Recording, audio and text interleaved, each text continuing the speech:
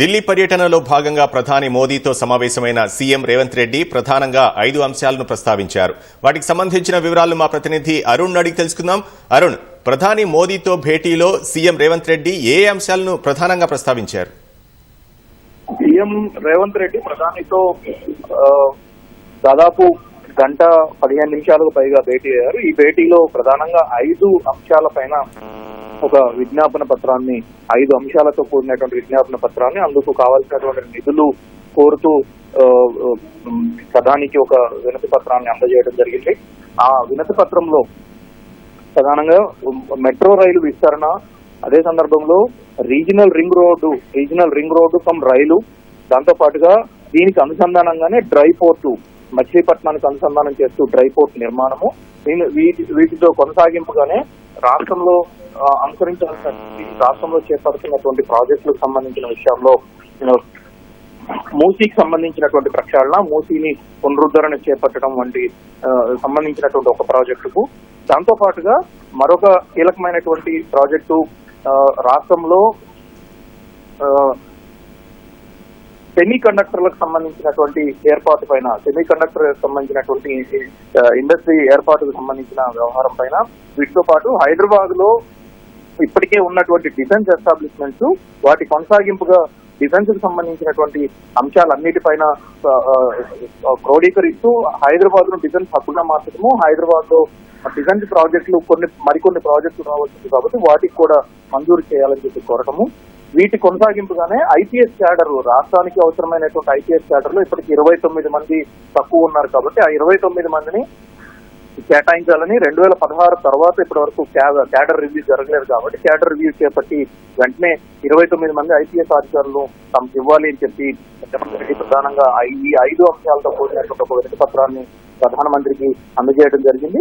ఈ ప్రాజెక్టులకు సంబంధించినటువంటి ఒక్కొక్క ప్రాజెక్టు దానికి ఉన్నటువంటి ప్రాధాన్యత వాటన్నిటిని వివరిస్తూ రేవంత్ రెడ్డి ప్రధానమంత్రికి సవివరంగా ఎక్స్ప్లెయిన్ చేసినట్లుగా ముఖ్యమంత్రి రేవంత్ రెడ్డి కొద్దిసేపు క్రితం వివరించడం జరిగింది. దీంతో పాటుగానే రాష్ట్రంలో తాము చేపడుతున్నటువంటి అభివృద్ధి ప్రాజెక్టులకు కేంద్రం నుంచి ఇవ్వాల్సినటువంటి చేయూత వ్యవహారంపై కూడా పూర్తి స్థాయిలో ఇరువురి మధ్య చర్చ జరిగినట్టుగా తెలిసింది.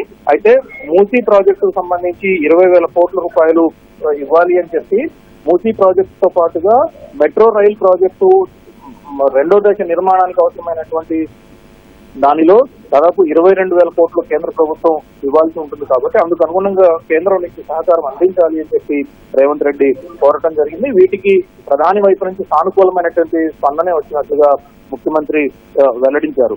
అయితే ఈ 5 ప్రాజెక్టులకు సంబంధించిన వ్యవహారంలో ఈ 5 ప్రాజెక్టులు కేంద్ర కేబినెట్ నుంచి ఆమోదం పొందాల్సి ఉంది కాబట్టి కేంద్ర కేబినెట్ ఆమోదం చేయించాల్సినటువంటి బాధ్యత కేంద్ర మంత్రులుగా రాష్ట్రం నుంచి ప్రాతినిధ్యం వహిస్తున్న కిషన్ రెడ్డి, బండి సంజయ్లపై ఉందని, ఒకవేళ ఈ 5 ప్రాజెక్టులు సాధించగలిగితే కిషన్ రెడ్డికి పబ్లిక్ గానే సన్మానం చేసి అభినందనలు తెలిసి గండపెండేరం తొడగడానికి తాను సిద్ధంగా ఉన్నానని కూడా ముఖ్యమంత్రి రేవంత్ రెడ్డి కామెంట్ చేశారు.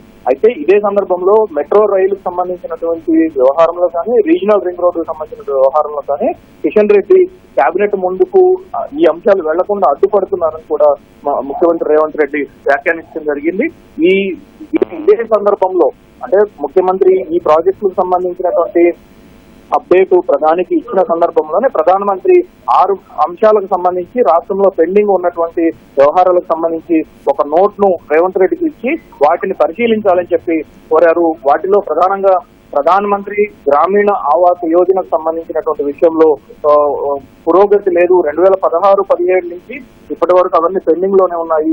నిధులు కేటాయించినప్పటికీ వాటిని వినియోగించుకోకపోవడము, పక్కదారి మళ్లించడం వంటి అనేక అంశాలు చోటు చేసుకున్నాయి కాబట్టి దాదాపు 70,674 గృహాలు మంజూరు చేసినా వాటికి సంబంధించిన పురోగతి తమకు ఎక్కడ కనిపించలేదు అని చెప్పి ఆ నోట్లో ప్రధాని పేర్కొనడం జరిగింది. వాటితో పాటుగా అనేక మెగా ప్రాజెక్టులు పెండింగ్ లో ఉన్నాయి.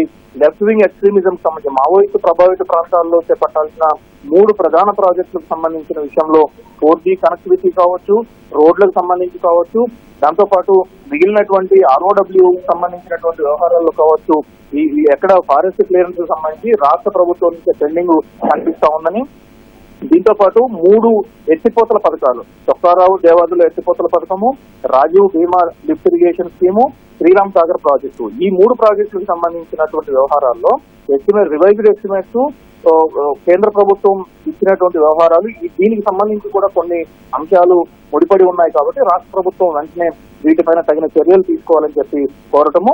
దాంతో పాటుగా ఎయిమ్స్ బీబీ నగర్ లో ఉన్నటువంటి ఎయిమ్స్ కు 1365 కోట్ల రూపాయలకు సంబంధించినటువంటి non release of statutory fee by state government, రాష్ట్ర ప్రభుత్వం ఇవ్వాల్సినటువంటి స్టాట్యూటరీ ఫీజులకు సంబంధించినటువంటి 1365 కోట్ల రూపాయలు ఇప్పటికీ పెండింగ్ లో ఉంది అని చెప్పి ప్రధాని ఇచ్చినటువంటి నోట్లో పేర్కొన్నారు.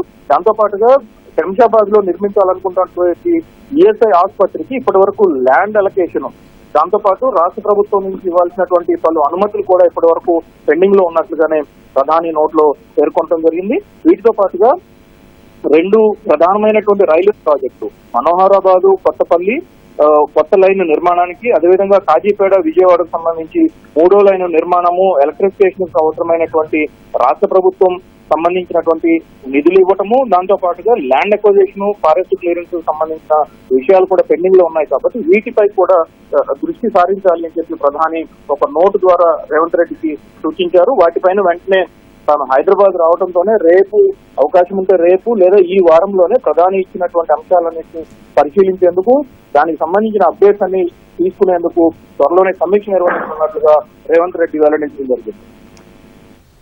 ధన్యవాదాలు అరుణ్.